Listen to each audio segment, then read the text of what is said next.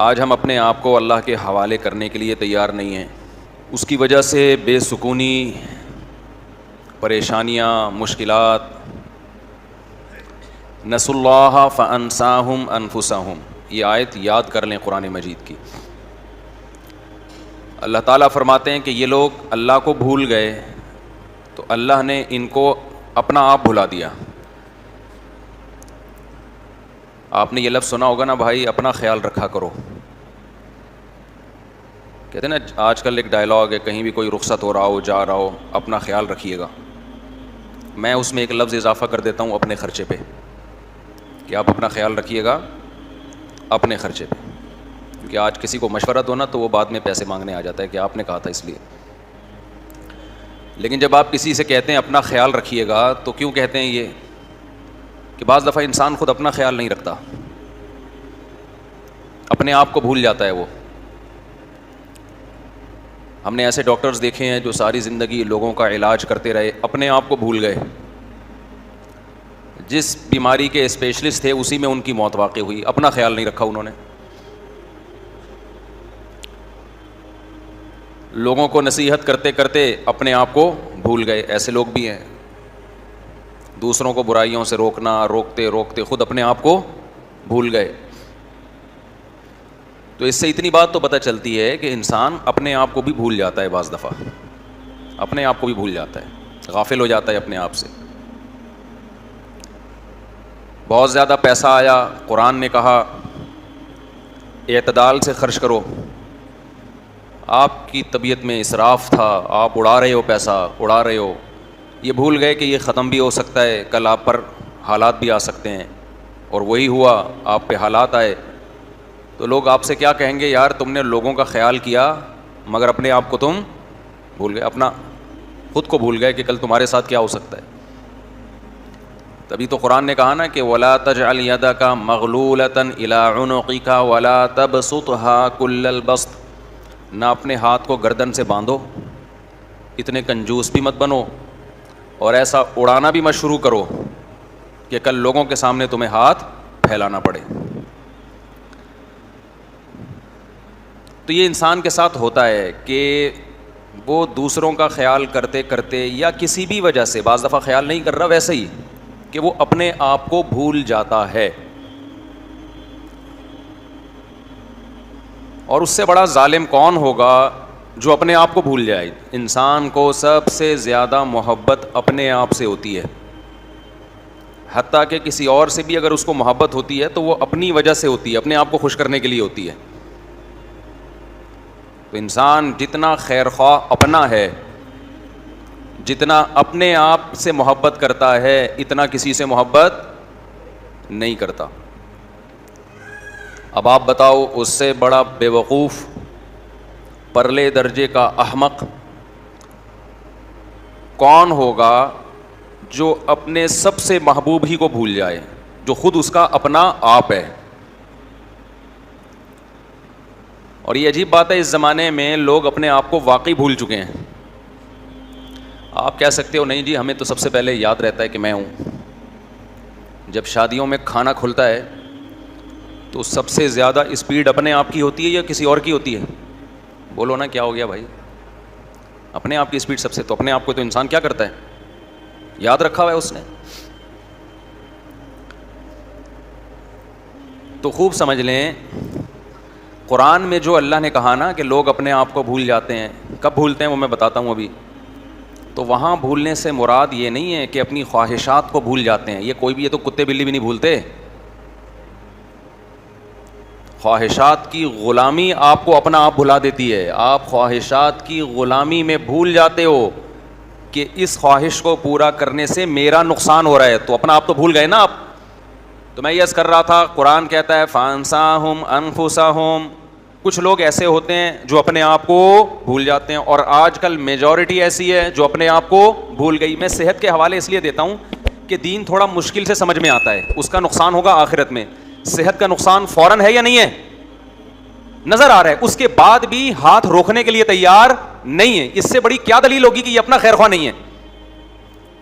دیکھو شوگر کا مریض لڈو کھا رہا ہو، ہم نے کئی دفعہ تجربہ کیا ہے, شوگر کے مریض لڈو کھا رہا, ہم نے کہا یار خیال کرو, اس نے کہا بے جب موت آنی ہے تو آئے گی, کچھ نہیں ہوتا. یہ جملہ بہت اچھا ہے بشرطے کہ دل سے کہا جائے, بشرطے کہ بولو دل سے کہا جائے. کیونکہ جب موت آنے والی ہوتی ہے پھر آغا خان بھاگتا ہے, ساری جائیدادیں بیچتے ہیں کہ کسی طرح ٹھیک ہو جاؤں میں. ابے بھائی تم تو پہلے کہہ رہے تھے یار موت آنی ہے تو آ جائے گی, لڈو کھانے سے کیا ہوتا ہے, تو اب کیوں ٹینشن میں آئے ہو, مرو, کیوں ہسپتالوں میں بھاگ رہے ہو, اڑا رہے ہو پیسہ, جائیدادیں بیچ رہے ہو, کوئی بات نہیں یار, مر جاؤ نا, تو 2 لڈو تم نے ہی تو کھائے ہیں نا, وہ کہیں نہ کہیں تو نکلیں گے جا کے. تو یہ جو جملہ ہمارے ہاں بولا جا رہا ہوتا ہے نا کہ ابے مرنا تو ایک دن ہے, یہ دل سے نہیں بولا جا رہا ہوتا, یہ صرف اس لڈو کو حلال کرنے کے لیے اس وقت بولا جا رہا ہوتا ہے کہ نفس کو اور شیطان کو مطمئن کر دوں, اس وقت پھوڑ لوں, بعد میں دیکھا جائے گا, جبکہ پتہ ہے کہ بعد میں نہیں دیکھا جائے گا, بعد میں عذاب کھڑا ہو جائے گا, ٹینشن ہوگی. کل ایک صاحب کا واقعہ سامنے آیا جو بڑے ینگ جوان صحت مند تھے, اچانک برین ہیمریج سے انتقال ہو گیا. تو میں چونکہ ان کی ہسٹری جانتا تھا تو ایک صاحب مجھ سے پوچھنے لگے کہ یار یہ تو بڑے صحت مند تھے. میں نے کہا صحت مند تھے, ان کو ڈاکٹروں نے 20 دفعہ بتایا کہ آپ کا بی پی بہت ہائی رہتا ہے, ایک بلڈ پریشر مشین گھر میں رکھ لو, چیک کر لیا کرو آپ کا بی پی کیا ہے, بہت ہائی. وہ کئی دفعہ چیک کیا, تو ایک دفعہ چیک کیا ان کا بی پی اتنا ہائی تھا, تو مجھے کہنے لگے کہ آج کے بعد میں کبھی چیک ہی نہیں کروں گا. کیوں, چیک کرنے سے آدمی وہم میں آتا ہے. ابے بھائی تو وہم میں نہیں ہے, یہ سچی مچی کا بڑا ہوا ہے. اور اس کے بعد پھوڑنا پھاڑنا ان کا لگا ہوا ہے. جب ان کو سمجھایا جاتا کہ بھائی تھوڑا احتیاط کریں, آپ بی پی کے مریض ہیں, آپ اپنی صحت کو نہ دیکھیں, ویسے آدمی جاندار ہوتا ہے لیکن بلڈ پریشر ایک الگ خاموش قاتل ہے. نہیں جی, ان باتوں میں کچھ نہیں رکھا, ڈاکٹروں نے وہمی بنا دیا, اس طرح کی باتیں کرتے کرتے بالآخر فالج ہوا اور پھر انتقال ہو گیا, اللہ مغفرت فرمائے. تو یہ جو ہے نا جملہ جو ہم کہتے ہیں کہ یہ بھی کھا لوں یہ بھی کھا لوں, ابے جو ہونا ہوگا ہو جائے گا, یہ جملہ دل سے نہیں کہہ رہے ہوتے, کیونکہ ابھی اس کا نقصان دیکھا نہیں ہوتا. اس لڈو کو, رسگلے کو حلال کرنے کے لیے ایک لیبل لگا لیا جاتا ہے, یار ابھی کیا کرو, کھاؤ بس. پھر جب ٹینشن میں آتا ہے, فالج ہو گیا, برین ہیمریج ہو گیا, پھر دیکھو کہ دعائیں کروا رہے ہیں, یار دعا کرو ٹھیک ہو جاؤں. تو میں یہ عرض کر رہا ہوں کہ جس قوم کو اس چیز میں اپنا خیال نہیں ہے جس کا نقصان فوراً نظر آ رہا ہے, تو اس چیز میں اپنا خیال کہاں ہوگا جس کا نقصان مرنے کے بعد نظر آئے گا. سمجھ میں نہیں آ رہی بات, میرا خیال ہے. آپ نماز چھوڑ دو, فوراً نقصان تھوڑی ہوگا. دنیا کا بھی نقصان ہوتا ہے لیکن وہ بھی آہستہ آہستہ, ایک دم سے تو نہیں ہو جاتا نا, لیکن وہ نقصان بھی یقینی نظر نہیں آ رہا ہوتا. لیکن جو یقینی نقصان ہے موت کے بعد والا, وہ تو موت کے بعد ہے نا. تو اس سے پتہ چلتا ہے کہ بھائی اپنا خیال نہ رکھنا, اپنے آپ کو بھول جانا, یہ بڑی ڈینجرس بیماری ہے. جب تک آپ کو اپنا خیال نہیں ہوگا, آپ وہ نقصان جو نظر آ رہا ہے اس سے نہیں بچو گے, تو وہ نقصان جو نظر نہیں آ رہا اس سے کہاں سے بچو گے. نہیں آئی بات, میرا خیال ہے. تو اس بیماری کا علاج بہت ضروری ہے, اپنا خیال رکھنے نہ رکھنے والی بیماری. ہم سب اپنا خیال رکھتے ہیں, کیسے رکھتے ہیں کہ بوٹیاں میری طرف زیادہ آ جائیں, سمجھ رہے ہو, جائیداد ساری مجھے مل جائے, عزت سب سے زیادہ میری ہو جائے, مشہور سب سے زیادہ میں ہو جاؤں. یہ آپ اپنا خیال نہیں رکھ رہے, یہ اپنا خیال نہیں رکھ رہے آپ, سمجھ رہے ہو, یہ خیال نہ رکھنا ہے. خیال رکھ رہے ہوتے تو پھر آپ یہ سوچتے کہ جس چیز بعد میں جا کے جس کے, دیکھو جو شہرت کا بھوکا ہوتا ہے نا, آپ چاہتے ہو میں مشہور ہو جاؤں, جو شہرت کا بھوکا ہوتا ہے سب سے پہلی سزا یہ ملتی ہے کہ اس کا سکون اللہ چھین لیتے ہیں. ہر وقت حسد, جیلسی, لوگوں سے بغض, تو یہ تو اپنا بیڑا غرق کر رہا ہے نا یہ آدمی. دیکھو جو آدمی چاہتا ہے ہر جگہ میری تعریف ہو, وہ ہر وقت ٹینشن میں رہے گا کہ نہیں رہے گا, کیونکہ دنیا میں ایسا کوئی ہے جس کی ہر جگہ تعریف ہوتی ہو. دنیا میں کوئی بھی نہیں ہے بھائی. کچھ لوگ آپ سے محبت کریں گے, کچھ آپ کی مخالفت, اور جتنی عزت اوپر جائے گی بے عزتی کا چانس بھی اتنا ہی اوپر جائے گا. ایک سچی مچی کی بے عزتی, ایک ویسے ہی جھوٹی موٹی کی بھی لوگ الزام لگا رہے ہوتے ہیں, وہ اور ٹینشن ہو رہی ہوتی ہے انسان کو کہ یار ایک چیز میرے اندر نہیں ہے, لوگ الزام لگا رہے ہیں میرے اوپر, اور چل جاتا ہے مارکیٹ میں. تو جب انسان عزت کا بھوکا, چاہت کا بھوکا, شہرت کا بھوکا, آپ ایسے لوگوں کی زندگی میں کبھی سکون بولو نہیں دیکھو. ان کو حسد بھی زیادہ ہوتا ہے, جیلس ہوتے ہیں. یہ حسد کی ایک آگ ہے نا جس میں جلتا ہے انسان, تو بتاؤ آگ میں جلنے میں سکون ہے؟ اردو میں کہتے ہیں نا حسد کی آگ میں جل رہا ہے. یہ کیوں تعبیر؟ اس لیے کہ واقعی وہ جل رہا ہوتا ہے. تو حسد پیدا کیوں ہوتا ہے؟ حسد اس لیے ہوتا ہے کہ بھائی یہ دوسرا مجھ سے آگے کیوں نکل گیا. تو اس کا مطلب آپ کو شوق ہے لوگوں میں مشہوری کا, آپ کو عزت کا شوق ہے, یہ ٹینشن آپ کو کھائی جائے گی. تو یہ جو اپنا خیال رکھ رہے ہیں نا کہ میں مشہور ہو جاؤں اور پیسوں کی ہوس، یہ ایسے خیال ہے کہ جیسے شوگر کے مریض کے سامنے رسگلے کا ڈبہ آیا اور وہ اپنا خیال رکھ کے سب سے زیادہ رسگلے خود کھا رہا ہے، دوسرے کو نہیں کھانے دے رہا. تو یہ دیکھنے میں لگے گا کہ اپنا خیال رکھ رہا ہے، حقیقت میں میرے بھائی اپنا خیال نہیں رکھ رہا ہے. اس کو چاہیے تھا کہ خود ایک بھی لڈو بھی نہ کھاتا اور اپنے دشمن کو پورا ڈبہ کھلا دیتا. بے وقوف آدمی خود پورا ڈبہ کھائے گا، دشمن کو ایک بھی نہیں رسگلہ چھوڑے گا اس کے لیے. عقل مند کہتا ہے یہ رسگلے تیرے لیے، میرے لیے گوشت انڈے.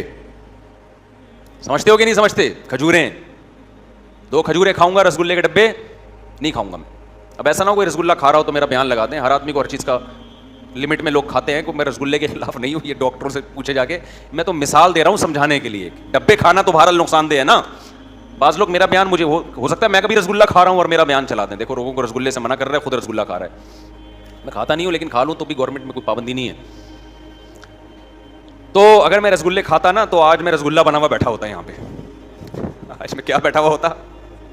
رسگلہ بنا ہوا بیٹھا ہوا. تو قرآن کیا کہتا ہے؟ کچھ لوگ دنیا میں ایسے ہیں جو اپنے آپ کو بھول جاتے ہیں، اور ہم سب اپنے آپ کو واقعی میں بھول گئے ہیں.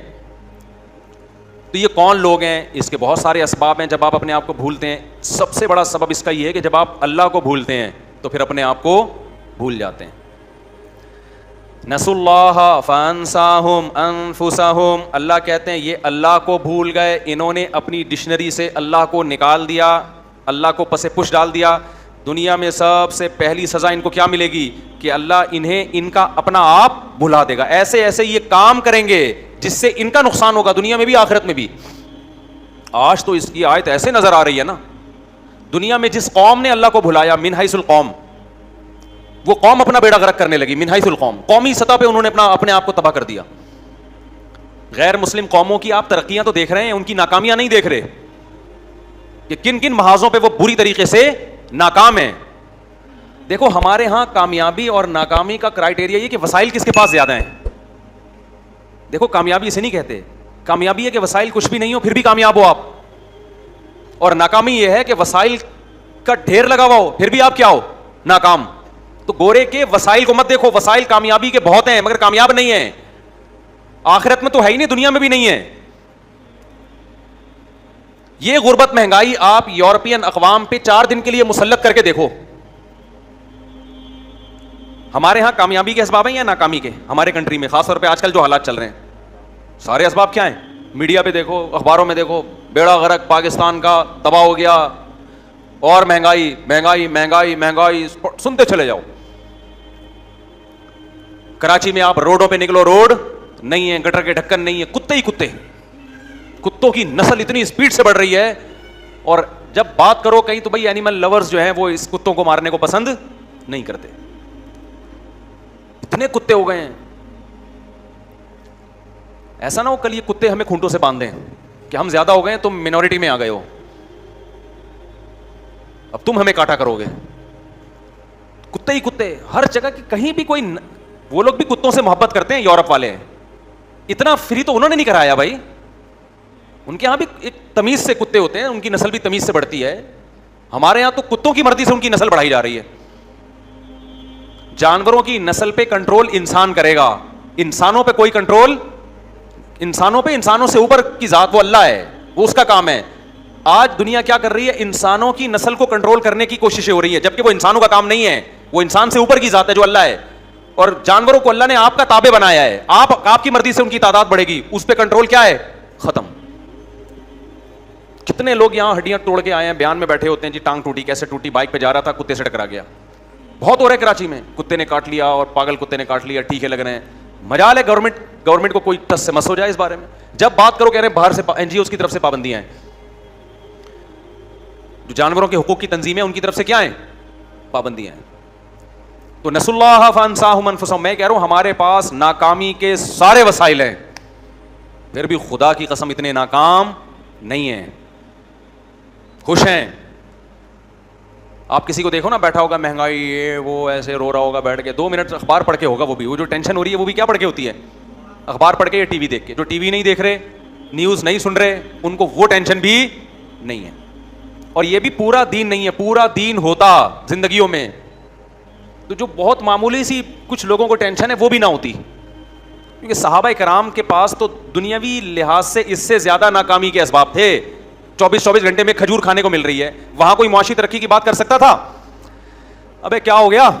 ایوب علیہ السلام کی پوری زندگی بیماریوں میں گزری, تو بتاؤ کامیابی کے اسباب ہیں یا ناکامی کے؟ ناکام دنیا کے لحاظ سے. لیکن اللہ کیا کہتا ہے؟ ایوب علیہ السلام کامیاب تھے, کبھی ان کی پیشانی پہ لکیر نہیں آئی, کبھی بے صبری کا ایک جملہ ان کی زبان سے نہیں نکلا. یعقوب علیہ السلام کا چہیتا بیٹا اللہ نے دنیا میں ان سے چھین لیا, ساری زندگی اس کی یاد میں روتے رہے, پھر بھی کیا تھے؟ کامیاب. زبان سے ناشکری کا ایک جملہ بھی نہیں نکلا. اعلم من اللہ ما لا تعلمون, میں اللہ کے بارے میں وہ کچھ جانتا ہوں جو تم نہیں جانتے. کامیابی کے اسباب اور وسائل کو لوگوں نے کامیابی سمجھنا شروع کر دیا ہے. یہ ایسے جیسے آپ کے پاس منزل تک پہنچنے کا راستہ ہو, اسی راستے کو آپ منزل سمجھنا شروع کر دیں. او بھائی اس راستے پہ چل کے منزل پہ پہنچے گا تو بھی اس کو راستہ کہیں گے. سمجھتا نہیں ہے بات کو, میرا خیال ہے. جب پڑھے گا نہیں رات کو تو کیسے سمجھے گا بات کو؟ ہم اسکول میں ہوتے تو یہ ڈائلاگ بولتے تھے, ٹیچر پڑھا رہے ہوتے تھے نا, بچے کی سمجھ میں ویسے بھی نہیں کراچی میں کسی کی سمجھ میں آتا, ٹیچر پڑھا ہی نہیں رہے ہوتے تو سمجھ میں آئے گا کہاں سے. لیکن اس زمانے میں پڑھاتے تھے, طلبہ کی سمجھ میں نہیں آتا تھا. اتنی ترقی نہیں ہوئی تھی, ٹھیک ہے نا, جتنی آج ہے. اب تو پڑھائی نہیں ہے تو سمجھ میں کہاں سے آئے گا. ہمارے دور میں پڑھائی تھی, سمجھ میں نہیں آ رہا ہوتا تھا. تو اس وقت ہم یہ کہتے تھے جب پڑھے گا نہیں رات کو تو سمجھے گا کیسے بات کو. کیونکہ ہم نے مدرسوں میں پھر یہ اصول سیکھا کہ جو کل آپ کا سبق ہوگا نا, تو ٹیچر نے کل پڑھانا ہے, رات کو آپ نے اس کی اسٹڈی کر کے اس کو خود سمجھنے کی کوشش کرنی ہے. کوشش کرنے کے بعد پھر ٹیچر جب اس کو ایکسپلین کریں گے تو آپ کو اچھی طرح سے سمجھ میں آ جائے گا. اگر آپ نے رات کو اسٹڈی نہیں کی, دیکھا ہی نہیں ہے کل کیا سبق ہے, تو کل نہیں سمجھ میں آئے گا. تو اس میں ہم کہتے تھے جب نہیں پڑھے گا رات کو تو کیسے سمجھے گا بات کو. آگے پھر اسی میں شعر مکمل کر دوں. بچہ سمجھدار ہے اس لیے گھر سے باہر ہے. اس زمانے میں بچوں کو خراب کرنے کے لیے یہ جملہ, جو گھر میں ہوتا ہے وہ سمجھدار نہیں, ایسی ڈائلاگ تھا یہ. تو اس زمانے میں بچوں کو اتنا ہی خراب کرتے تھے کہ بچہ سمجھدار ہے اس لیے گھر سے باہر ہے. تو دوست سمجھتا تھا گھر سے باہر رہنا سمجھداری ہے, خراب ہو جاتا تھا. آج کل خراب کرنے کے لیے موبائل رکھے ہوئے بچوں نے, اسمارٹ فون رکھے ہوئے ہیں, وہ بچوں کو ویڈیوز لڑکیوں کی دکھا رہے ہوتے ہیں اس میں اسکولوں میں بیٹھ کے, اور آپ سمجھ رہے ہو میرا بچہ سائنٹسٹ بننے کے لیے, اعلیٰ تعلیم کے لیے اسکول گیا ہوا ہے. کراچی کے اسکولوں میں اگر کوئی یہ سمجھتا ہے کہ اس کا بچہ سائنسدان بنے گا, اگلے جمعے بیان کے لیے نہ آئے. وہ بیان سننے نہ, ایسے بیوقوف لوگوں کے سامنے جب میں بیٹھ کے بیان کروں گا تو ماحول کا اثر پڑتا ہے انسان پہ خود بھی. بلکہ کراچی نہیں, سندھ گورنمنٹ ہی کے فضائل چلتے رہتے ہیں عام طور پہ. تو ہم تو دیکھ رہے ہیں پڑھائی کراچی میں نہیں ہے بھائی. تو خیر, تو اللہ تعالیٰ کیا فرماتے ہیں؟ نسوا اللہ فانساہم انفسہم, جو اللہ کو بھلا دے گا اللہ اسے اپنا آپ بھلا دے. قومی سطح پہ جب جس سوسائٹی میں بے حیائی پھیلتی ہے, اس کا مطلب انہوں نے اللہ کو بھلا دیا. اب اللہ آپ سے انتقام لے گا, آپ اپنا نقصان کر رہے ہو. سب سے پہلا نقصان آپ کا گھریلو ماحول تباہ ہوگا. آپ کی بیٹیاں آپ کے سامنے اونچی آواز سے بات کرنا سیکھیں گی. پہلے باپ گھر میں آیا, بیٹی نے سر پہ دوپٹہ لے لیا ابا کے احترام میں, وہ دوپٹہ مارکیٹ سے شارٹ. حیا گئی تو بدتمیزی آئی. آج کل لبرل لوگوں نے ہر الٹی چیز پہ لیبل اچھے بدتمیزی کو کانفیڈنس کہا جاتا ہے کہ بچی میں کانفیڈنس بہت ہے, حالانکہ وہ بدتمیز ہوتی ہے. وہ کانفیڈنس نہیں ہے, وہ کیا ہے؟ بدتمیزی ہے. سمجھ رہے ہیں؟ سمجھ کیا رہے ہیں, دیکھ رہے ہوں گے.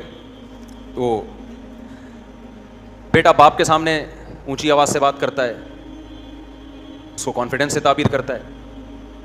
حیا جب کسی سوسائٹی میں ختم ہوتی ہے نا, اس کا سب سے پہلا نقصان بدتمیزی اسی اسپیڈ سے بڑھتی ہے. اس کا نقصان آپ کو اس وقت ہوتا ہے جب آپ کی عمر تھوڑی سی بڑھنا آپ میچور ہونا شروع ہو جاتے ہیں, اور وہ جو نائٹ کلبوں میں ناچنا اور رنگ رلیاں, یہ جب آپ کا ٹیسٹوسٹیرون لیول تھوڑا نیچے آتا ہے نا, تو یہ مستیاں بھی آہستہ آہستہ, بولو, یہ مردانہ ہارمونز ہوتے ہیں نا ٹیسٹوسٹیرون جو ہیں, تو جیسے جیسے عمر بڑھتی ہے یہ لیول کیا ہوتا ہے, تو مستیوں کا شوق بھی کیا ہوتا ہے, کم ہوتا ہے, اور پھر بدتمیزی بہت زیادہ بری لگنا شروع ہو جاتی ہے, آپ میچور ہو جاتے ہیں.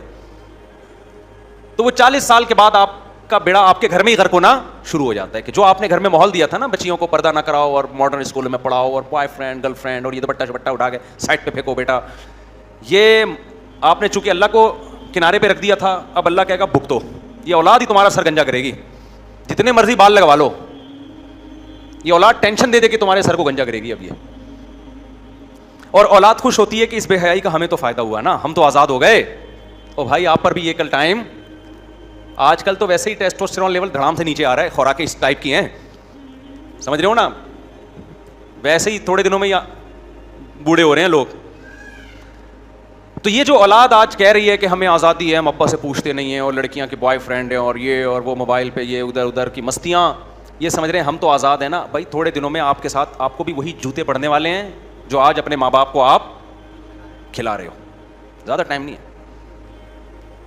جس انگریز نے اپنے ابا کو اولڈ ہاؤس میں جمع کرایا ہوتا ہے نا, اس کا بچہ بھی وہی کام اپنے ابا کے ساتھ کر رہا ہوتا ہے. سمجھتے ہو؟ آپ نے وقتی فائدے کے لیے نا, تھوڑے سے مزے کے لیے شادی, اور یہ جو بے حیائی پھیلتی ہے شادی بیاہ میں پھیلتی ہے. شادی بیاہ میں سب کیا ہو جاتا ہے, کنٹرول سے باہر.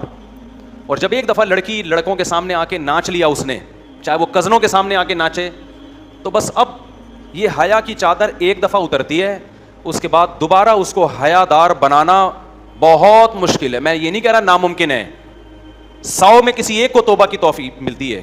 حیا جانے میں, حیا جاتی چند سیکنڈ میں, آنے میں سال لگ جاتے ہیں, کئی سال لگ جاتے ہیں, دوبارہ نہیں آتی حیا. سمجھ رہے ہو کہ نہیں سمجھ رہے؟ اور سوسائٹی میں حیا کو پروموٹ کرنے میں مرد سے زیادہ کردار کس کا ہے؟ عورت کا. تبھی اسلام نے عورت کو پردے کا زیادہ حکم دیا ہے, اس میں اس کے لیے احکامات سخت ہیں. تو آپ سوسائٹی میں بے حیائی پھیلاتے ہیں, نتیجہ کیا بھگتتے ہیں گھروں میں؟ جو ٹینشن ہے, اور پھر آخر میں رزلٹ یہ نکلے گا کہ گھریلو نظام ہی تباہ و برباد ہو جائے گا. ہم منع کرتے ہیں نا کہ لڑکیوں کو, جوان لڑکیوں کو موبائل مت دو, بوائے فرینڈ سے. سب لڑکیاں ایسی نہیں ہوتی, کنٹرول بہرحال کرو, اگر دیتے ہو فون تو کنٹرول کرو. لوگ اس کو برا سمجھتے ہیں, آزادیوں پہ پابندی لگا رہے ہو. نتیجہ کیا نکلے گا میرے بھائی؟ نہ شوہر کو بیوی پہ اعتماد, نہ بیوی کو شوہر پہ اعتماد. چل رہا ہے نا سیٹ اپ. کیا زندگی گزرتی ہوگی یار اس مرد کی جس کو اپنی بیوی پہ ہی اعتماد نہیں ہے, کہ پتہ نہیں کیا کر رہی ہے. عورت پہ کیا گزرتی ہوگی جس کو اپنے میاں پہ ہی اعتماد نہیں ہے. اعتماد کی جو ایک ہی تو بیس رہ گئی تھی وہ بھی ختم ہو گئی, تو ڈپریشن کے علاوہ کچھ ملے گا؟ اور یہ وہ ڈپریشن ہے جس میں 99% گورے مبتلا ہیں. سمجھتے ہو؟ تبھی وہ شادیاں نہیں کرتے کہ یار کچھ پتہ نہیں ہے بھائی, کوئی وفادار ملے کہ نہ ملے. عورت کرتی نہیں, اس کو پتہ ہے یہ کون سا کوئی نیک ہوگا. اس کا حل انہیں یہ سوچا کہ براڈ مائنڈیڈ بنا دو سب کو, سب سیٹ ہے. تو یہ براڈ مائنڈیڈ بننے کی کوشش تو کرتا ہے, لیکن جو چیز نیچر کے خلاف ہوتی ہے نا, نیچر اس کو ایکسیپٹ نہیں کرتی. بیوی کے بارے میں انسان کی نیچر نہیں ایکسیپٹ کرتی کہ اس کا کسی سے تعلق ہو. یہ نیچر نہیں ہے, چاہے وہ کافر ہی کیوں نہ ہو, وہ جائے گا ٹینشن میں.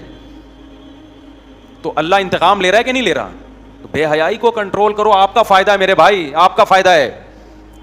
ٹی وی پہ کنٹرول کرو, آپ کا فائدہ ہے. کل یہ گھر آپ کے لیے جنت بنے گا. میں بار بار کہتا ہوں اپنی مستورات کو تبلیغ میں لے کے جاؤ. آج ہم اس سے تو پریشان ہوتے ہیں, گھر میں ٹی وی چل رہا ہے, بیگم خراب ہو رہی ہے, ڈرامے دیکھ دیکھ کے. ڈراموں میں دکھاتے کیا ہیں؟ اور شوہر کے سامنے اونچی آواز سے بات کرنا, چیخنا, چلانا. ساسوں واسے تو مارکیٹ سے ان کا تو کوئی حق اب رہا ہے ہی نہیں ہے. تو گھر کے بڑے, گھر ان کا احترام سب ختم. تو وہ ایک ماحول ایک دکھایا جائے گا, لوگ پریشان ہوتے ہیں یار یہ گھر میں ہو رہا ہے. تو بھائی اگر اللہ ایک بری چیز ہے تو اس کا آلٹرنیٹ بھی تو اللہ نے پیدا کیا ہے نا. ماحول سے خراب ہو رہی ہے نا گھر کی عورت.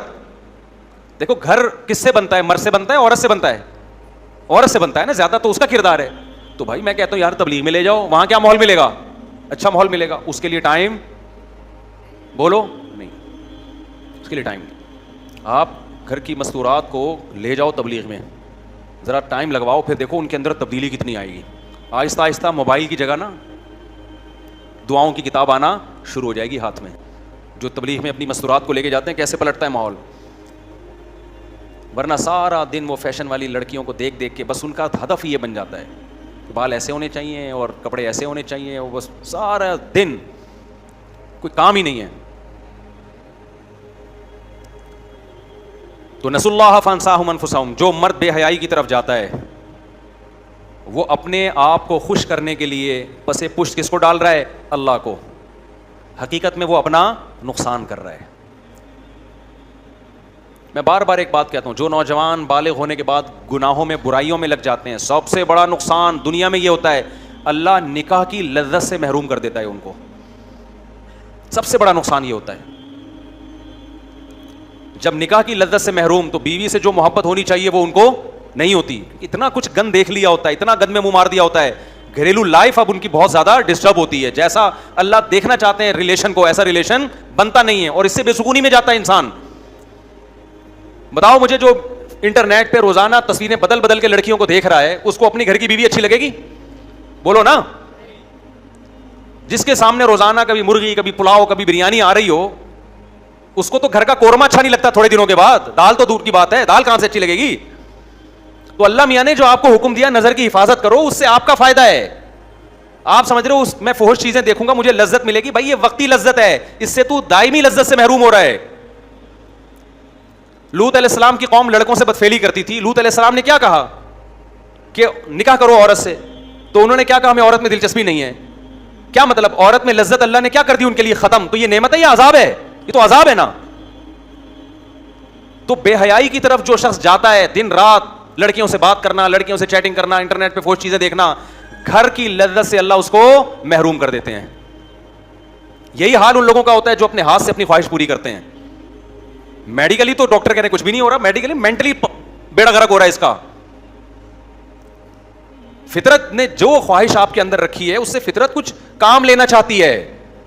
اللہ میاں نے آپ میں جو عورت کی خواہش رکھی ہے اس سے کام لینا چاہتی ہے تاکہ میاں بیوی میں محبت ہو, آگے نسل بڑھے, سکون ملے آپ کو. وہاں پہ آپ نے اس کو ڈسٹرب کر دیا تو نسوا اللہ فانساہم انفسہم. اللہ کہتے ہیں میں دنیا میں انتقام لوں گا, دنیا میں سزا دوں گا میں, آخرت تو بعد میں ہے. آخرت کی تو سزا بہت سخت ہے, اللہ ہم سب کو بچائے اس سے.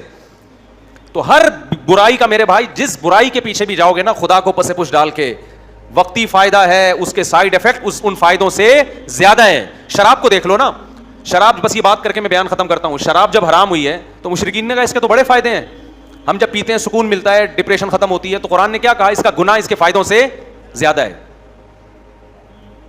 یہ وقتی ہے نا فائدہ, یہ وقتی فائدہ ہو رہا ہے کہ آپ کو ایک ڈپریشن ختم, اصل میں ڈپریشن پیدا ہو رہی ہے اس سے.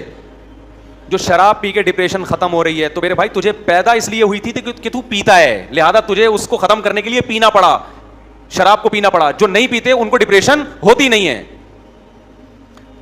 کچھ دن پہلے کافی کے مریض آئے میرے پاس نا, کہہ رہے میں جب ٹینشن میں آتا ہوں کافی پیتا ہوں اور ریلیکس ہو جاتا ہوں.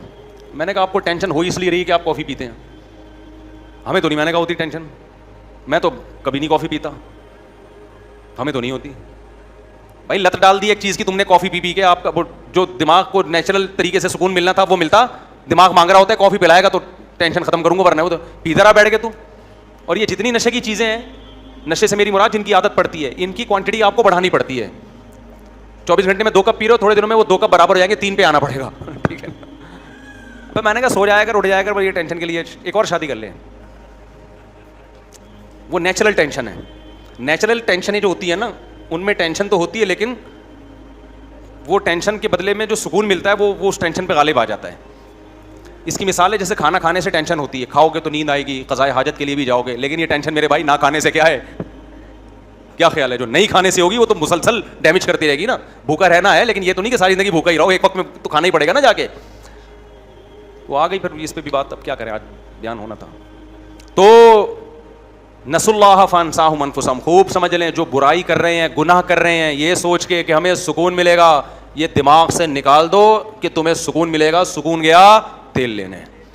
سکون صرف اسی کو ملتا ہے جو اپنی خواہشات پہ کنٹرول کر لے, اپنے آپ کو وقتی طور پہ بے سکون کر لے. اللہ کی خاطر, اللہ کی خاطر اپنے آپ کو بے سکون کر لو. سکون ہی سکون تمہارے مقدر میں اللہ تمہاری جھولیوں میں لا کے ڈال دے گا. میں نے کسی اللہ والے بزرگ کو پریشانیوں میں نہیں دیکھا, حالانکہ پریشانیوں کے 20 اسباب ان کے پاس ہوتے ہیں, مگر پھر بھی اللہ نے ان کو ایک خاص قسم کا سکون عطا کیا ہوتا ہے. وہ سکون کس بات کا ہے کہ اللہ ہم سے خوش ہے, اور نیچر پہ چلنے کا جو سکون ہے وہ اللہ ان کو عطا فرماتے ہیں. تو آج جو ہے نا اللہ کو بالکل پسے پش ڈال دیا ہے, بالکل پسے پش. کوئی بتاؤ لوگوں کو کہ بھائی یہ شریعت میں حرام ہے, ابے بھائی یہ پرانے زمانے کی بات ہے. خاص طور پہ شادی بیاہ میں دیکھو کیسے آزاد ہو جاتے ہیں یار. پہلے زمانے میں طوائفوں کے ناچ دیکھنے کے لیے لوگ جایا کرتے تھے کوٹھوں پہ, اب یوٹیوب نے ایسی بے حیائی پھیلا دی ہے, ہر شادی بیاہ میں لڑکے لڑکیاں ڈانس کر رہے ہیں, چینل پہ اپنی ویڈیوز ڈال رہے ہیں اور اس کو پروموٹ کر رہے ہیں کہ جو نہیں بھی ناچ رہے ہمیں دیکھ کے وہ بھی کیا کریں, ناچیں. تو ناچ لو میرے بھائی, تھوڑا سا انجوائے کر لو. شادی بیاہ کی 2 گھنٹے کی تقریب ہوتی ہے, ناچ گانے کی بڑا مزہ آتا ہے اس میں. اس کے بعد جو بے سکونی کے کانٹے اللہ تمہیں چبوئے گا نا کہ تم نے خدا کو ناراض کیا, اور ان گھروں میں ڈپریشن, خودکشیاں, اور جو برین ہیمریج سے, ان کی ایک ٹینشن سے جو برین ہیمریج ہوتا ہے ان لوگوں کو, اور جو لٹک رہے ہیں وہ پھر یہ ٹینشنیں بھی انہی کے گھر میں, انہی جہاں خوشیاں ہیں کل غم جا کے دیکھا کرو ان لوگوں کے کیا ہوتے ہیں. تو اللہ ہمیں ہدایت دے, اپنے گھروں کے خوبصورت ماحول کو میرے بھائی اس بے حیائی کے ذریعے تباہ و برباد مت کرو. اللہ سمجھنے کی عمل کی توفیق عطا فرمائے. وما علینا الا البلاغ. بھائی سوال پوچھا ہے کہ شادی ہال میں شادی کرنا جائز ہے. والدہ کا کہنا ہے کہ والد کا کہنا ہے کہ یہ تو ایک رواج ہے, والدہ کا کہنا ہے کہ گھر میں جگہ ہی نہیں, تو کیا کریں؟ معاذ بچہ, یہ کیسا نام ہے بھائی؟ دیکھو شادی ہال میں بھی جائز ہے, گھر میں بھی جائز ہے. مہمان زیادہ ہیں, گھر میں جگہ نہیں ہے, تو شادی ہال میں کر لو. اور اگر مہمان ہی کم بلاؤ کہ خرچہ کم ہو تو بھی ٹھیک ہے. تو یہ کوئی ایشو نہیں ہے کہ شادی ہال میں کرنا ہے یا گھر میں کرنا ہے. اصل یہ بے حیائی نہ ہو, چاہے گھر میں ہو یا شادی ہال میں ہو, پارٹیشن ہو, خواتین الگ مرد الگ. دوسری بات یہ ہے کہ بارات میں نہیں بلانا چاہیے لوگوں کو. باراتوں کی دعوتیں یہ ہندوانہ کلچر ہے, ولیمے کی دعوت ہے اسلام میں. بارات کا کوئی لفظ ہی نہیں ہے عربی زبان میں. تو یہ جو باراتوں کے کھانے ہو گئے ہیں نا, باراتوں کی دعوتیں شادی ہال میں ہو یا گھر میں, یہ شریعت کے مزاج کے خلاف ہے. یہ چیز اس کو پروموٹ نہیں کرنا چاہیے. جب بچی کی یا بہن کی یا گھر میں کسی بھی خاتون کی شادی ہو تو نکاح مسجد میں پڑھوا لیں. جو قریبی لوگ ہیں چچا ماموں وغیرہ ان کو بولیں مسجد میں پہنچیں گے, نکاح ہوگا, وہاں سے پتلی گلی سے نکل لیں. جو بھی خاندان کے 8-10 لوگ بڑے بڑے آ جائیں بس ٹھیک ہے. اگر ان کو چائے پانی بھی کر دیں تو کوئی حرج نہیں ہے اس میں, اس کے لیے تو ہال کی ضرورت ہی نہیں ہے. باقی جب رخصتی ہو کہ گھر چلی جائے, اگلے دن لڑکا ولیمہ کرے, اس میں بلائے پبلک کو, اس میں بولے بھائی لڑکی والے اتنے تو لڑکے والے اتنے, اور فلاں جگہ گھر میں جگہ نہیں ہے تو شادی ہال میں کر لے. پھر وہ اپنی حیثیت کے مطابق کرے. اللہ نے مال زیادہ دیا ہے تو خاندانی ولیمہ کر لے, روکھڑا ہی نہیں ہے, پیسے کم ہیں تو جتنے ہیں اس حساب سے کر لے, ٹھیک ہے نا. استخارے کی دعا اردو میں نہیں. وجہ اس کی یہ ہے کہ عبداللہ بن مسعود رضی اللہ عنہ فرماتے ہیں نبی صلی اللہ علیہ وسلم ہمیں استخارے کی دعا ایسے سکھاتے تھے جیسے قرآن کی کوئی آیت بتا رہے ہوں, تو اس کی ورڈنگ بھی منسوس ہے. اردو میں اگر مانگنی ہے تو لفظ بلفظ ترجمہ کریں, بالکل بامانہ ترجمہ نہ ہو بلکہ لفظ بلفظ ترجمہ ہو.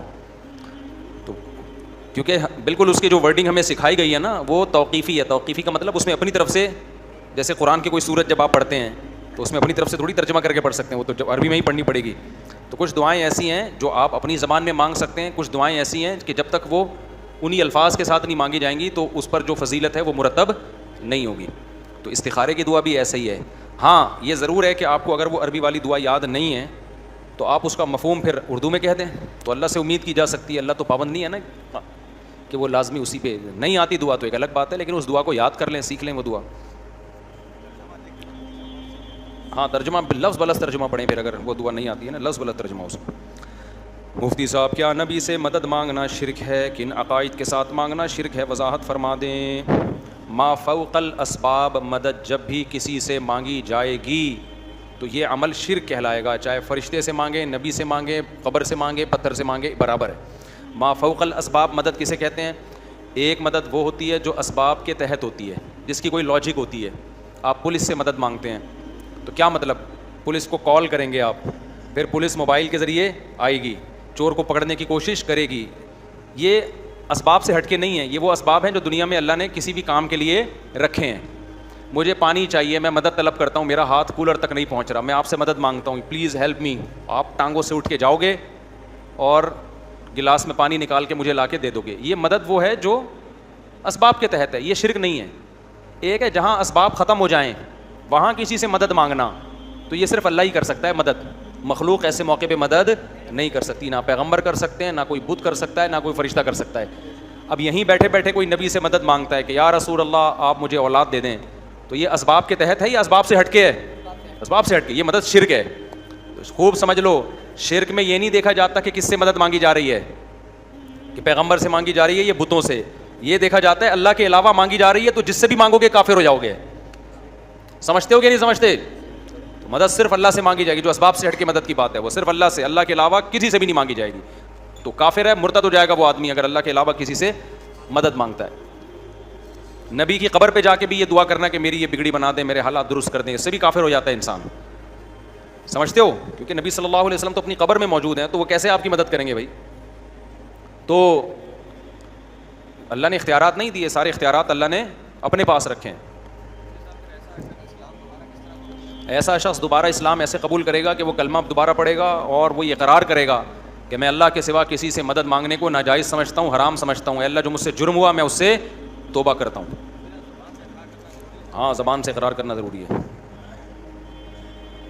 اس ہفتے ایک خوشخبری ہے کہ وفاقی شرعی عدالت ٹرانسجینڈر بل کو مسترد کر دیا ہے وفاقی شرعی عدالت نے, اور یہ کہا ہے کہ کوئی شخص اپنی مرضی سے جنس تبدیل نہیں کرا سکتا. اس بل کو مسترد کروانے میں ہماری دینی جماعتوں خصوصاً جماعت اسلامی, جمعیت علماء اسلام, تنظیم اسلامی, social media activist, youth club اور بھی بہت سارے لوگوں کا کردار ہے. تفصیلی فیصلے کا انتظار ہے. دعا کریں یہ بل ہمارے ملک سے مکمل ختم ہو جائے. بالکل اس میں جمعیت علماء اسلام کا بھی کردار ہے, جماعت اسلامی کا بھی کردار ہے, تنظیم اسلامی کا بھی کردار ہے, یوتھ کلب والوں کا بھی کردار ہے, اور 2 وکیل تو میرے جاننے والے ہیں, ان کا بھی بہت بڑا کردار ہے. تو جن لوگوں نے بھی اس بل کے خلاف آواز اٹھائی, ہم سب ان سب کا تہ دل سے شکریہ ادا کرتے ہیں. وہ سب ہمارے محسنین ہیں, ہماری نسلوں کو مصیبت اور عذاب سے بچا رہے ہیں. وہ یہ جو قانون سازی ہوتی ہے نا, اس کے فوراً سائڈ افیکٹ نہیں آتے. یہ نسلوں میں جا کے جب نسلیں برباد ہونا شروع ہوتی ہیں نا, پتہ ہی نہیں پیدا ہوا تھا 2 بکرے آپ نے ذبح کر دیے, کاٹ دیے, اور 7 سال کی عمر میں کہہ رہے ہیں کہ میں شیعہ ہوں. ایک بکرے کا خرچہ ضائع ہو گیا کہ نہیں ہو گیا؟ بکرا سستا تھوڑی مل رہا ہے بھائی. تو ان لوگوں نے ہمارے بکروں کے خرچے بھی بچا لیے. جو شیعہ ہے وہ ہمیشہ کیا رہے گی؟ شیعہ رہے گی. جو ہی ہے ہمیشہ کیا رہے گا؟ شیعہ رہے گا. تو ان سب کا شکریہ. یہ تو خیر میں نے ایک مزاح کی بات کی ہے, یہ تو اس سے بڑھ کر ہے. بکروں کا خرچہ تو بہت ہلکی چیز ہے, بڑے مصیبت. تو اللہ وفاقی شرعی عدالت کو بھی جزائے خیر دے, اور اب جلدی سے سپریم کورٹ اس پہ ایکشن لے, اور یہ ہماری اسمبلیوں سے ہمیشہ کے لیے پاس ہو جائے کہ یہ غیر شرعی, ہم اس کو ایکسیپٹ نہیں کرتے. اور ان دینی جماعتوں یا کوئی بھی, چاہے دینی نہ بھی ہو, کوئی بھی اچھے کام کو کر رہا ہے تو اس کو سپورٹ کرنا چاہیے, چاہے کوئی بھی ہو. یہ جو 2 وکیل میرے جاننے والے ہیں, یہ تو کوئی ایسے کوئی مولانا ٹائپ کے نہیں ہیں. یہ تو بیچارے تھوڑے لبرل ٹائپ کے ہی لگے مجھے دیکھنے سے, لیکن سوچ اچھی ہے ان کی, بہت محنت کی انہوں نے. مفتی صاحب آزاد کشمیر سے آیا ہوں, ملاقات کرنا چاہتا ہوں. بھائی غلام کشمیر سے آؤ یا آزاد کشمیر سے آؤ, ملاقات کا ایک ٹائم ہے. میں بہت تھکا ہوا ہوتا ہوں اس وقت, کائنڈلی کسی اور وقت ملیں گے انشاءاللہ. صلو علی الحبیب. بلوچستان سے ہے نا, مل لی ہے نا, زبردست. مفتی صاحب کیا نبی سے یہ ہو گیا؟ مفتی صاحب کئی بار کہا ہے کہ جنت کی زندگی کیسی ہوگی, اس پر بیان کریں, نیز سورۃ تکویر پر بیان کریں. بھائی جنت کی زندگی ایسی ہوگی, تھوڑی دیر کے لیے آنکھیں بند کرو. یہ شور کیسا ہو رہا ہے موبائل میں؟ ایسے نہیں ہوگی جنت کی زندگی. کبھی موبائل کہہ رہا ہوں مائک میں, دیکھو یہ کہاں سے آواز آ رہی ہے؟ مائک ہے نا, ہاں تو اس کو بلاؤ کسی کو, بھائی اس کو ٹھیک کریں. تھوڑی دیر کے لیے آنکھیں بند کر کے سوچ لیا کرو کہ میرے دماغ میں کیا ہے, میں کیا چاہتا ہوں کہ میری زندگی کیسی ہو. خوبصورت بنگلے ہوں, حور و رنگ ہو, نہریں بہہ رہی ہوں, تصور کرتے چلے جاؤ. جہاں آپ کا تصور ختم ہوگا نا, جنت اس سے بھی کئی گنا اوپر کی چیز ہے. اللہ کہتے ہیں مالا عین رأت ولا اذن سمعت ولا خطر علی قلب بشر. کسی آنکھ نے اب تک ایسی چیز دیکھی نہیں ہے وہ نعمتیں, کسی کان نے ان کی حقیقت کو سنا نہیں ہے, اور کسی دل میں ان کا خیال بھی نہیں گزرا. تو دل سے سوچا ہی نہیں جا سکتا. جہاں آپ کی سوچ ختم ہوگی نا, جنت اس سے بھی اوپر کی چیز ہے. کیوں؟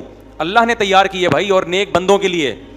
دنیا میں ایسی ایسی عیاشیاں ہیں, دنیا میں ایسی ایسی عیاشیاں ہیں, حالانکہ وہ عیاشیاں اللہ نے کسی عمل کے بدلے میں نہیں دی ہوتی. تو جو عیاشی اللہ کامیابی کی صورت میں دے گا آپ کو, تو جتنا بڑا اللہ ہے نا میرے بھائی, اسی حساب سے جنت بھی ہے اس کی. سمجھتے ہو کہ نہیں سمجھتے؟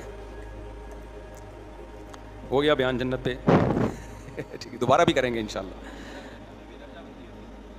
ہاں کیوں نہیں, درجہ بندی ہوگی جنت میں. ساری سب کو ایک جیسی جنت تھوڑی, دنیا میں اعمال سب کے ایک جیسے تھوڑی ہیں. سب سے اعلیٰ جنت شہداء کے لیے, پیغمبروں کے لیے, وہ علماء جن کا عمل ان کے علم کے مطابق ہو ان کے لیے. اور کیونکہ علماء میں بھی دیر آر 2 ٹائپس, بد عمل بھی ہوتے ہیں, با عمل بھی ہوتے ہیں, گمراہ بھی کر رہے ہوتے ہیں اس علم سے, لوگوں کو سیدھے راستے بھی چلا رہے ہوتے ہیں. تو عالم کی آزمائش تو عام لوگوں سے بھی زیادہ ہوتی ہے. تو پھر تہجد گزار ہے, روزے داروں کے لیے الگ جنت ہے. اچھا دیکھو, نیکیوں میں بھی نا ہر ایک کا الگ الگ مزاج ہوتا ہے. کچھ لوگ آپ کو نمازیں زیادہ پڑھتے ہوئے نظر آئیں گے, لیکن کچھ لوگ صدقات و خیرات میں دوسروں سے آگے ہیں. کچھ لوگ نفلی روزوں میں دوسروں سے آگے ہیں. کچھ ان تمام عبادتوں میں کم ہوتے ہیں, والدین کی خدمت میں بہت آگے ہوتے ہیں وہ. تو ہر عبادت کا الگ نوعیت کا ثواب ہے. ہر عبادت کا جو ثواب اللہ نے رکھا ہے وہ الگ قسم کے نوعیت. تبھی حدیث میں آتا ہے نا, روزے داروں کو الگ جنت ملے گی, الگ دروازہ ہوگا جس سے وہ جنت میں داخل ہوں گے. تو اس لیے ہمیں کوشش یہ کرنی چاہیے کہ تمام عبادتیں تھوڑی تھوڑی رکھیں اور ایک کو زیادہ فوکس کر لیں. ہم تھوڑی تھوڑی ساری عبادتیں ہونی چاہیے. باقی کمال ایک ہی میں پیدا ہو سکتا ہے, ساری چیزوں میں ہر آدمی کمال نہیں پیدا کر سکتا نا. بعض لوگ بدگمان بھی ہوتے ہیں کہ بھائی یہ فلاں جو ہے نا یہ تو نفلی روزے نہیں رکھتے، یہ فلاں بزرگ یہ تو صرف رمضان کے فرض روزے رکھتے ہیں. ہو سکتا ہے بھائی وہ تہجد پوری پوری رات پڑھتے ہوں، آپ تہجد نہیں پڑھتے. بعض دفعہ بدگمان ہوتا ہے یار یہ تہجد نہیں پڑھتے، تو ہو سکتا ہے صدقات و خیرات میں وہ اتنے آگے ہوں، وہاں سے اس کی تلافی ہو رہی ہو. تو اس لیے کسی کے بارے میں جلدی رائے نہ قائم کر لیا کریں 2-4 چیزیں دیکھ کے کہ اس میں عمل نہیں ہے. ہو سکتا ہے کوئی دوسری چیز میں اس کا عمل آپ سے بہت زیادہ ہو. مفتی صاحب میری خواہش ہے کہ میرا نکاح آپ پڑھائیں، اگلے مہینے نکاح دعا کریں میرے حق میں، اللہ تعالیٰ برکت دے. بھائی یہاں نکاح مجھ سے پڑھوانا چاہتے ہیں ولی سے رابطہ کرو، میں ہوں گا تو پڑھا دوں گا. مفتی صاحب لوگ اتنی دور سے بیانات سننے کے لیے آتے ہیں، مسائل پوچھنے کے لیے آتے ہیں، آپ ایک سوال پڑھ کر اس کا جواب دینے میں گھنٹہ لگا دیتے ہیں، ہمارے مسائل کی بات ہی نہیں آتی، لہٰذا مختصر مسئلے کی وضاحت کر دی. اچھا میں اپنے ماں باپ کو عمرہ کروانا چاہتا ہوں، کافی دعائیں بھی کر رہا ہوں، پیسے اکٹھے نہیں ہو پا رہے، پلاننگ کروں کیسے کروں، کیا میرا یہ ہدف پورا ہو جائے گا؟ یہ تو پہلے بھی سوال آیا تھا. بھائی پلاننگ کریں، آپ کے پاس اگر وسائل ہیں تو پلاننگ کریں، ورنہ اس سے بڑے بڑے مسائل پڑے ہوئے ہیں دنیا میں، عمرے سے بھی بڑے بڑے مسائل ہیں. ہر آدمی ہر چیز، اب آپ کے پاس پیسے ہیں نہیں، آپ نے عمرے کی پلاننگ میں اتنا پیسہ اکٹھا کر کے ابا اماں کو عمرہ کرا دیا، اور پھر جب وہ بیمار ہو رہے ہیں تو دوا کے پیسے آپ کے پاس نہیں ہیں. تو پلاننگ کرنے میں پہلے یہ سوچنا چاہیے، اس کی پلاننگ کریں کہ یہ پلاننگ کرنے کی بھی ہے کہ نہیں ہے. کچھ وسائل ہوں تو پھر اس پہ سوچیں، نہیں ہے تو پھر اس سے بڑے بڑے مسائل کھڑے ہوئے ہیں. ابا کو بیمار ہو گئے، اماں بیمار ہو گئی، آپ نے سارے پیسے لگا دیے عمرے پہ، تو ان کے بڑھاپے میں ان کے لیے علاج کے پیسے نہیں ہیں.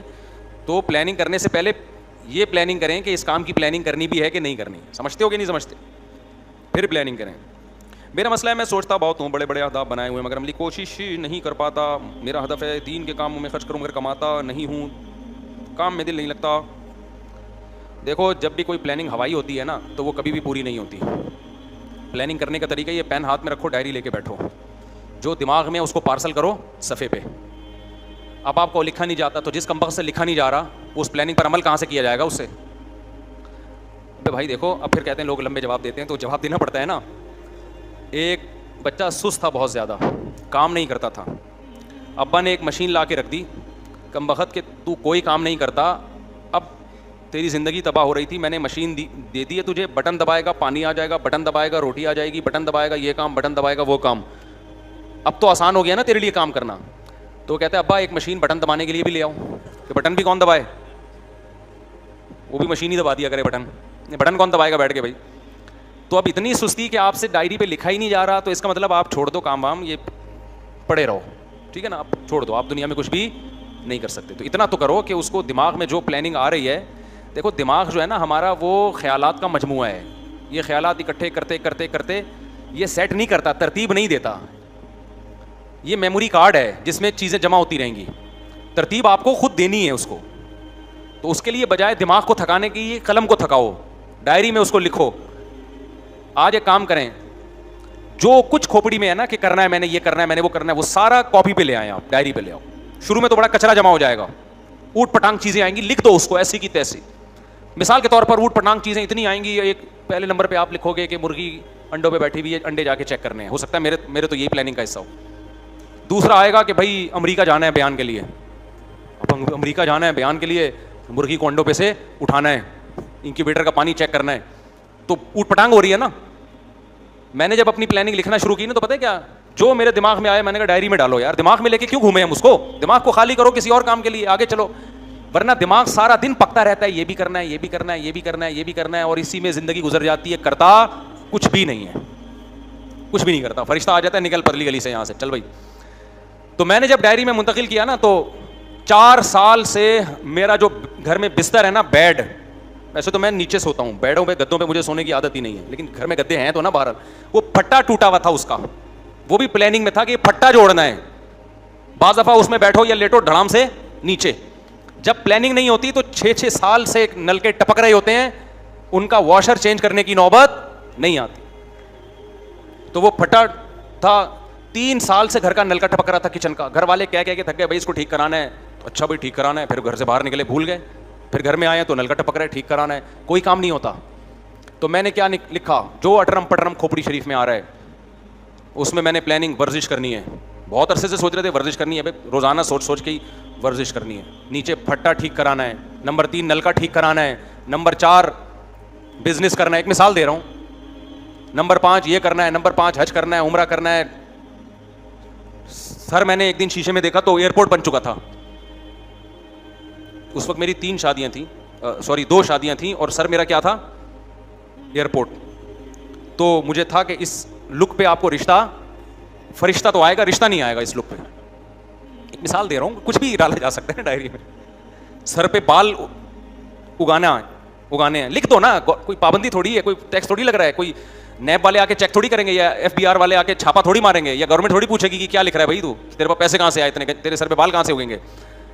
تو اٹرم پٹرم جو ہے نا سب اوٹ پٹانگ لا کے ڈائری میں کیا کر دو, الٹ دو, اسی کی تیسے جو آ رہا ہے لکھ دو. ایک دفعہ دماغ کی بالٹی کو خالی کرو یار, کھچڑی جو پکی ہوئی ہے نا کھوپڑی میں, یہ ڈائری کو گندا کرو اپنی.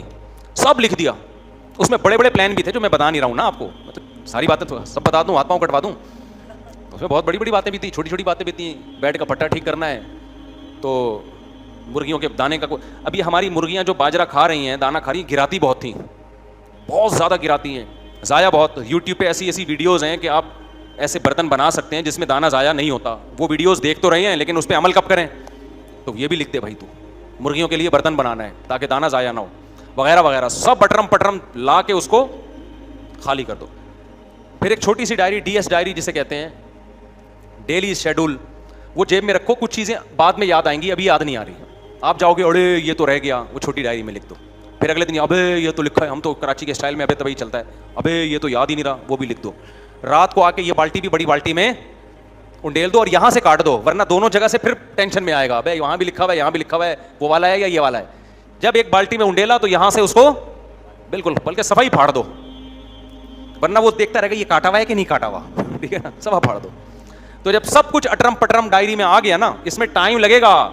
آپ کہو گے میرا ٹائم ضائع ہو رہا ہے, نہیں بھائی, یہ بہت ٹائم ویسٹنگ سے یہ عمل آپ کو بچا رہا ہے. بے شک ایک ہفتہ لگ جائے اس میں, ایک مہینہ لگ جائے, کوئی مسئلہ نہیں ہے. جہاں اتنے سال کچھ نہیں کیا تو ایک مہینہ اگر نہ کرو تو کیا ہے, اب تو کچھ ہونا شروع ہوا ہے. اس کے بعد پھر آپ نے کیا کرنا ہے میرے بھائی, پھر آپ نے کیا کرنا ہے کہ وہ جو آپ کی پلاننگ ہے نا, اس کو آپ نے یہ دیکھنا ہے کہ کون سے کام ایسے ہیں جو میں ٹائم باؤنڈ نہیں ہوں, وہ زندگی میں کبھی بھی ہو سکتے ہیں. ان کو آپ نے, وہ سلیمان احمد صاحب ہیں نا ٹائم لینڈر والے, ان کے پاس ایک ڈائری ملتی ہے, ڈی ایس ڈائری ہے, بڑی خاندانی ڈائری ہے.